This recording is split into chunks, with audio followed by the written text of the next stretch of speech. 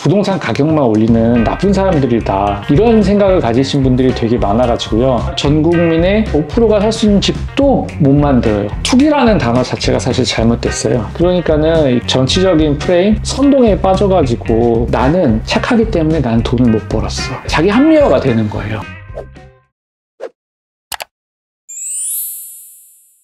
안녕하세요. 시네케라 민경라입니다. 부동산 시장에 오랫동안 관심 가지고 계신 분들은 다 아실 텐데요. 문재인 정부 때 김현미 장관이 다주택자를 적폐라고 표현을 했어요. 그 이야기를 듣고 저는 상당히 기분이 좋지 않았거든요. 실제로 많은 분들이 부동산 투자는 부동산 가격만 올리는 나쁜 사람들이다, 이런 생각을 가지신 분들이 되게 많아가지고요. 저 같은 부동산 투자자들이 어떻게 사회에 기여를 하고 있는지에 대해서 좀 말씀을 드리겠습니다. 퇴사를 하고 제 사업을 시작한 게 이제 2018년인데요. 제가 정확하게 어디였는지는 기억이 안 나는데 거기서 이제 대출을 받으려고 했어요. 그런데 이 부동산 관련 업은 그냥 바로 아웃이더라고요. 보니까 아웃되는 업종이 주류 관련, 유흥, 그리고 들어가 있는 게 부동산이었어요. 우리나라는 그만큼 부동산과 관련되면 나쁜 사람 취급을 해버리는 거예요. 요즘 같은 경우만 해도 은행에서 대출을 받을 때요, 제일 돈도 많이 빌려주고 금리가 낮은 게 이제 제조업, 그보다 조금 더 높지만 여전히 대우를 받는 게 이제 의사, 금리는 금리대로 높고 대출은 많이 안 해주는 게 바로 부동산.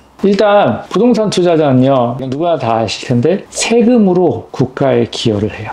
우리나라 부동산 관련 세금 중에 제일 무서운 건 저는 취득세라고 생각하거든요. 근생 건물 같은 거 뭐 토지 하나 매입할 때 취득세가 4.6%예요. 차익의 4.6%가 아니고 그냥 매입가의 4.6%잖아요. 미국, 뭐 캐나다, 일본 뭐 이런 나라들 취득세가 아예 없어요. 우리나라는 취득세를 이렇게 많이 부과해요. 거기다가 다주택자는 취득세를 막 12.4%, 13.4% 막 이렇게까지 내잖아요. 그러니까 이건 뭐 사실 사지 말라는 뜻인데요. 보유세, 재산세, 종합부동산세가 있고 양도소득세가 있고 종합소득세를 내고, 많은 회사들이 그 누군가가 주택을 거래함으로 인해서 매출이 발생하는 거잖아요. 아파트가 주택 같은 걸 거래를 통해서 중개사, 법무사, 은행, 감정평가사, 인테리어 회사, 이삿짐 센터, 가구회사. 그래서 실제로 주가 보면요, 막 부동산 규제 때문에 공급이 안 될 것 같다 그러면은 바로 영향을 미치는 게 건설회사뿐만이 아니고 가구회사나 샤시회사나 이런 데들이 바로 영향을 받아요. 저 같은 경우는 이제 한술 더 나아가서 저는 이제 아파트 갭 투자만 하는 게 아니고 이제 건물 투자를 하잖아요. 저는 이제 더 명확하죠. 저는 지역사회에 좋은 공간을 제공을 하니까요.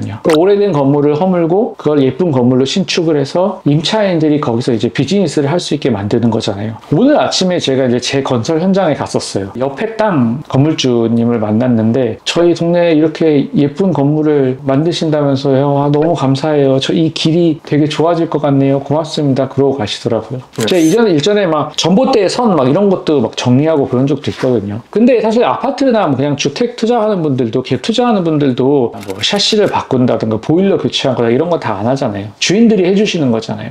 노벨 경제학상을 받은 그분이 말씀하셨던 게 폭격 외에 도시를 파괴하는 방법은 임대료 통제라는 말이 있거든요. 그러니까는 정치적인 프레임, 선동에 빠져가지고 뭔가 부동산 투자를 하면은 나쁜 사람이다 라는 생각에 대해서 이 영상을 통해서 다시 한번 생각해 보셨으면 좋겠습니다.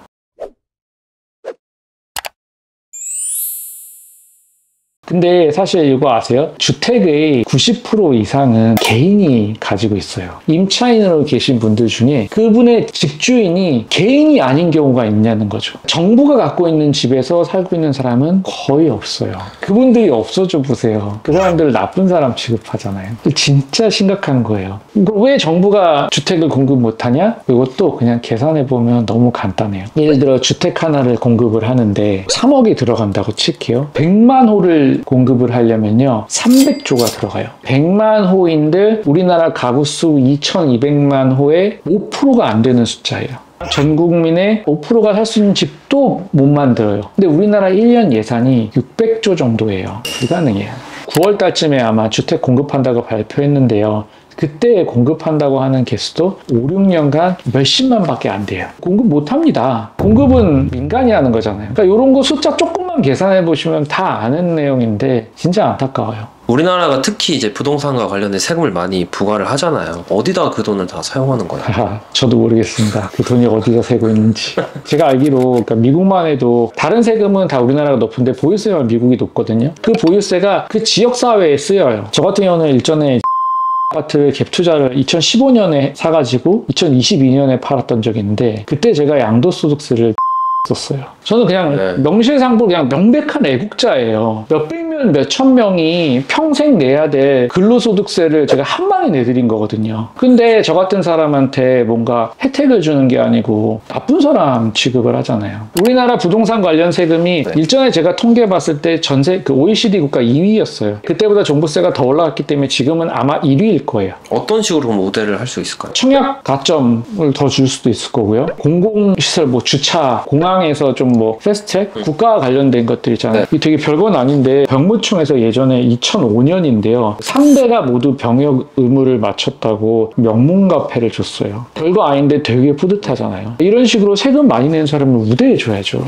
특히 우리나라가 심한데 부자는 나쁜 사람이다. 나는 착하기 때문에 나는 돈을 못 벌었어. 자기 합리화가 되는 거예요. 근데 진짜 물론 그런 투기를 목적으로 하는 분들은 잘못된 거긴 한데 대표님 봤을 때 그럼 어떤 식으로 좀 변경이 돼야 될 것 같아요? 투기라는 단어 자체가 사실 잘못됐어요. 투기랑 투자랑 그거 구분 못해요. 내가 하면 투자, 네가 하면 투기. 그럼 사실 그렇게 따지면 네. 유재석 님도 나쁜 사람이 돼야 되네요.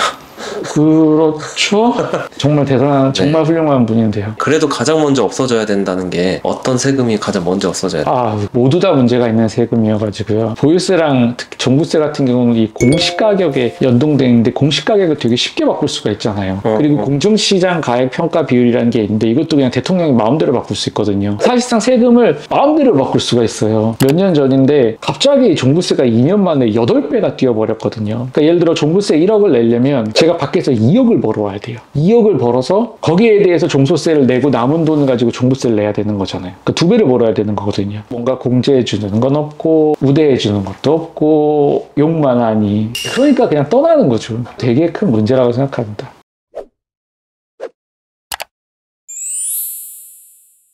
오늘은 부동산 투자자가 사회에 어떤 기여를 하는지에 대해서 말씀드렸습니다. 들어보시니까 과연 부동산 투자자가 정말 나쁜 사람으로 보이나요? 정상적인 방법으로 세금 다 내고 온갖 그 모든 리스크를 온몸으로 다 두들겨 맞고 엄청난 공부를 통해서 의사결정을 해서 나의 기회비용을 그곳에 던지는 거잖아요. 너무 그걸 미워하는 그런 시각보다는 차라리 그 시간에 저 사람들은 어떻게 해서 돈을 벌었지? 배워봐야겠다 라는 생각을 가지시는 게 자산 축적을 하시는데 훨씬 큰 도움이 될 것 같습니다. 이상 시네케라 민경남이었습니다. 감사합니다.